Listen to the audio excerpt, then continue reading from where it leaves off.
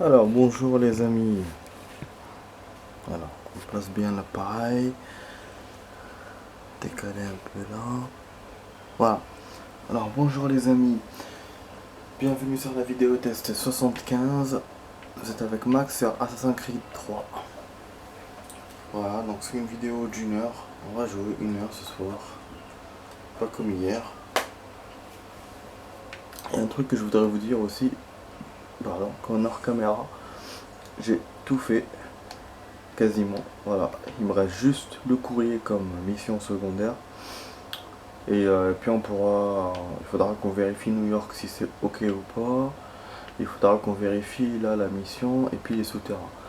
Normalement, la dernière vidéo sera pour ce soir ou demain, maximum demain. Et un truc aussi que j'ai compris hier quand je jouais à leur caméra, j'ai compris que les écoutes nous donnent un endroit vers ici. Le monstre marin finalement il est là. Vous savez l'histoire de la vieille dame et tout, le monstre marin. Bien sûr, euh, quand on, quand on, quand on quitte le jeu, il nous remet tout. Ouais, il nous remet tout, donc il sauvegarde pas. Je sais pas pourquoi, mais donc voilà. Donc il faut à chaque fois refaire du début les indices. Voilà, voilà. Donc là je m'approche, il va me demander encore d'écouter. Bon, par contre moi je vais vous mettre dans le suspense parce que je vais lire. Il y a beaucoup de choses à lire. Voilà, je sais pas comment on va faire pour faire en deux fois. Ça va être chaud.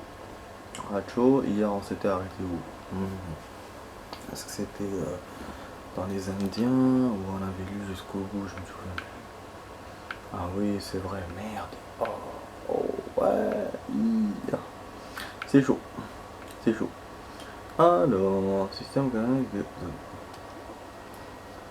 Alors, Kawana, grande loi de la paix. Souvent traduit par grande loi de la paix. Le Kawana est la constitution de la Confédération Haudenosaunee. Ces enseignements soulignaient les fondements unifiant les 5 nations iroquoises. En une ligne puissante reposant sur la bonne nouvelle de paix et de force. Le Canada fournissait également une méthodologie de prise de décision complexe faisant appel à l'établissement d'un consensus.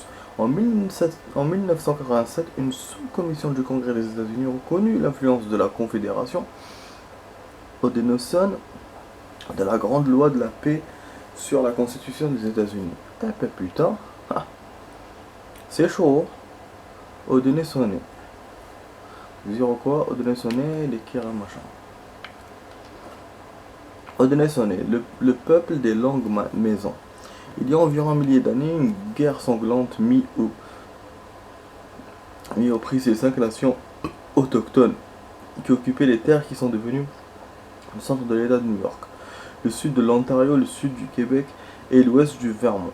À l'ouest se trouvaient les nations Cayuga et Sénéra, à l'est les nations Kanien'kehá:ka et Oneida et au centre la nation Onondaga.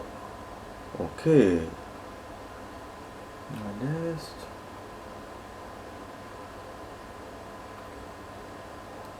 Kanien'kehá:ka et Oneida.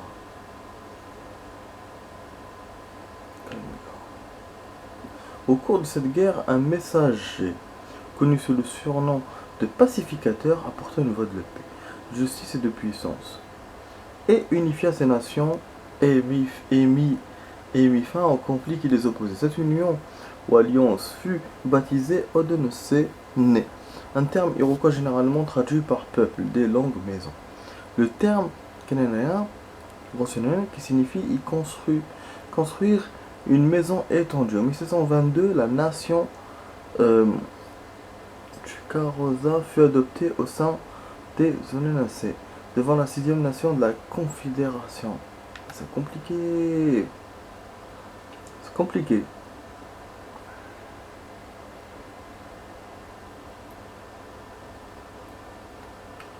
Le fondement de la Confédération Haudenosaunee est Kanika, la grande loi de la paix. Cette doctrine très ancienne représente un mode élaboré et efficace de gouvernement démocratique, de stabilité économique et sociale, ainsi qu'une équation morale permettant de parvenir à une paix individuelle et collective.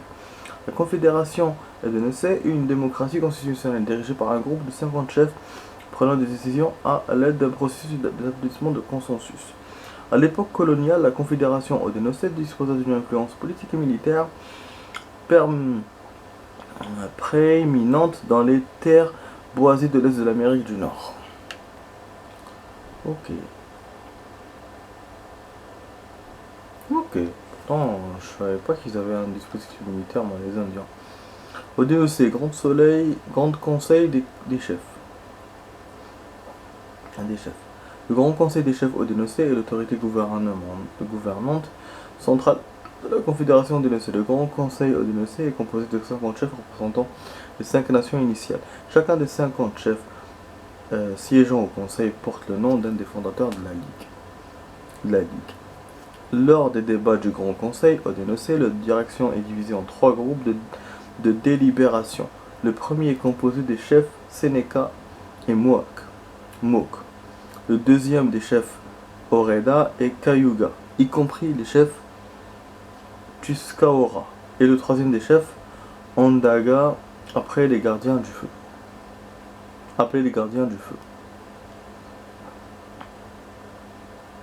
D'accord.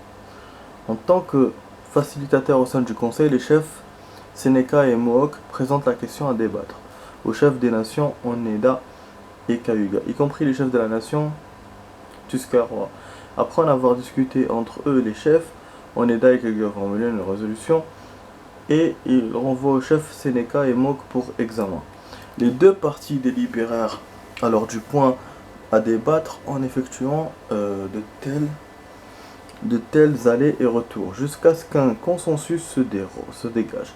Lorsque les chefs Seneca, Mohawk et Onondaga sont parvenus à un conseil, la question est transmise aux chefs Onondaga, qui confirment la résolution et émettent une contre-proposition.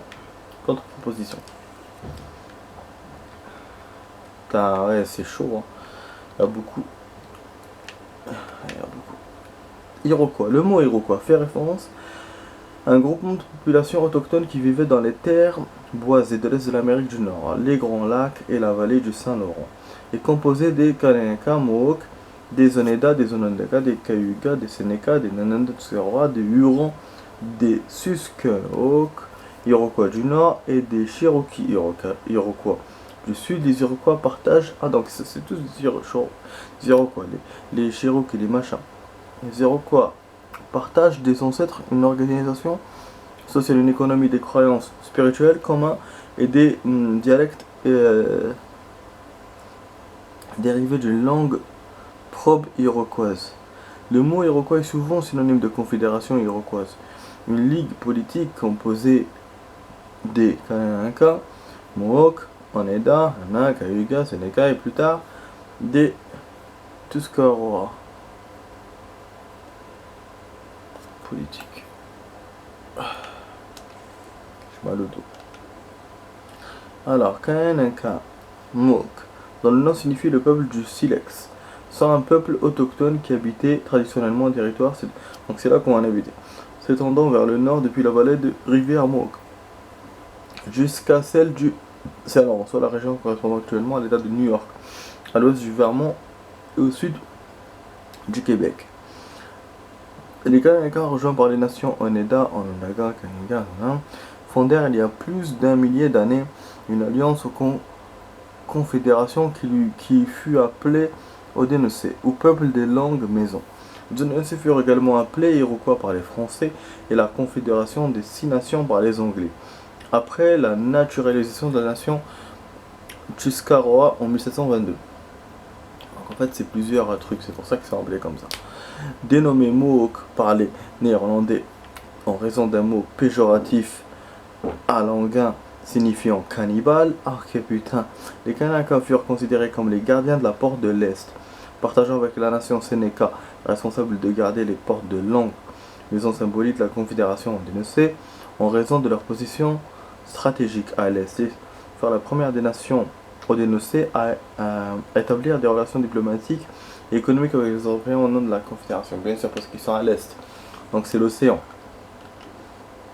Nation Oneida. La nation Oneida, dont le nom signifie peuple de la pierre dressée, fait partie de la Confédération Haudenosaunee. Les nations Oneida, et quelques sont appelés les jeunes frères au sein du Grand Conseil Odenose. Nation Odonnaga. La nation Odonnaga, dont le nom veut dire peuple des collines, fait partie de la Confédération Odenose. Située au centre de l'ensemble, la nation iroquoise, la nation Odonnaga tient le rôle de gardien au feu. Autrement dit, le capital de la Confédération Odenose. Nation Sénéca. La nation Sénéca, dont le nom signifie peuple de la Grande Colline, fait partie de la Confédération Odenose. Installés dans la partie ouest, les Sénécas sont appelés gardiens de la porte de l'ouest et ont pour rôle de protéger l'entrée ouest vers les territoires Odenose. Économie Odenose, les trois sœurs. L'économie de la Confédération Odenose reposait essentiellement sur l'agriculture, plus spécifiquement la culture des trois sœurs. Maïs, haricots et courges. L'économie d'un village était principalement l'œuvre des femmes qui s'occupaient des champs tandis que les hommes apportaient un complément grâce à la chasse et la pêche. L'économie des Odenose occupe une place importante dans leur cercle de cérémonies spirituelles. Les Odenose tiennent des cérémonies de remerciement pour honorer l'arrivée d'une plante ou de nourriture pendant la saison correspondante. Quand George Washington voulut neutraliser la Confédération Odenose pendant la Révolution, il ordonna au général Sullivan de détruire chaque village Odenose en visant ses champs de maïs. Un acte qui vaudra à Washington et à tous les présidents suivants le titre de Rana Keria, c'est le destructeur de villes. C'est le salopard. Champ de maïs. Rana Karias. Ah, c'est méchant ça. Nation Tuscarora. La nation Tuscarora, dont le nom signifie récolteur de chanvre, fait partie de la Confédération Odenose. Originaire de Caroline du Nord, les Tuscaroras migrèrent vers le nord et furent adoptés par les Odenose entre 1714 et 1722. Par la suite, on appela les Odenose la Confédération des 6 nations. Ok. Donc là, on a fini ça. Il ne reste que les documents. Et après, bon, les mots, normalement, c'est bon. On avait... ah ouais, les mots, il y avait encore les bateaux et tout. Ça, je voulais pas me prendre la tête avec ça. Et puis, un son encore New York et tout. Bon, ok. On est bon, hein. Franchement, bon, on est bon. Mais c'est vrai que ça, il y en a beaucoup quand même. C'est de voir, parce que comme c'est important. Bon, ça, c'est sûrement des conneries. Ça aussi. Oh ouais. Ouais. Ça, on l'avait vu. Boone, deux de nos aventuriers les plus ambitieux ont parti depuis plusieurs semaines et ne sont toujours pas revenus. Ce qui leur est arrivé. Ça, c'est les histoires qu'on nous raconte. C'est comme ça, je suis tombé sur un campement appartenant aux deux aventuriers, un triste spectacle. J'ai pensé à l'avoir de bandits ou de soldats, mais dès que j'ai fouillé les lieux, j'ai compris que arrivé. Une dispute a éclaté entre eux, l'un d'eux a sorti un couteau, poignardé l'autre, puis il est reparti chez lui. Mais il a eu ce qu'il méritait quand il s'est fait rattraper et dévorer par un loup. Désolé de vous apporter une aussi sombre nouvelle. Ah putain, un garçon qui crie au loup. Ok. Bah on peut lire un peu les lettres. Ok. La lettre à Lucky-Lem. Lucky-Lem. Je vous écris cette lettre depuis l'Atlantique Nord. À bord de mon sloop, les English du roi sont sur mes talons. Je sais que l'aventure Price se porte bien, car il n'existe pas de meilleures mains que les vôtres pour en prendre bon soin. Vous vous êtes toujours montré parmi les plus loyaux et les plus fidèles de mes hommes, et c'est pourquoi je vous fais parvenir ce parchemin. Il est d'une importance vitale que vous ne verrez pas, car cela pourrait mettre ma vie en péril. Portez-le sur vous en toutes circonstances, n'en parlez ni ne le donner à personne, quel que soit le prix offert et quel qu'en soit le coût pour le protéger. Je vous en offrirai le double à notre prochaine rencontre. Je ne sais quand je serai débarrassé de ces brigands, mais ils ne me prendront pas. Des gens tenteront peut-être de se procurer ce document. Ne faites pas confiance à personne.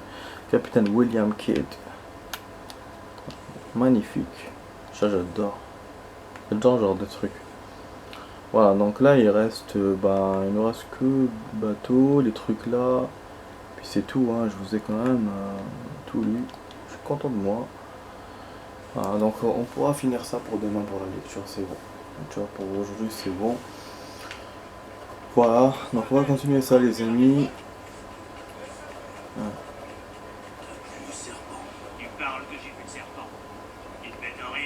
Ouais, ça c'est la même chose, on a déjà entendu ça. je vais aller direct. Donc je vous dis, je vais faire une suite tout de suite les amis. Comme ça on s'arrête là et on fait la suite. Comme ça on a juste une partie lecture et l'autre que du jeu. Voilà, comme ça vous n'allez pas vous ennuyer. Alors à tout de suite les amis avec Max.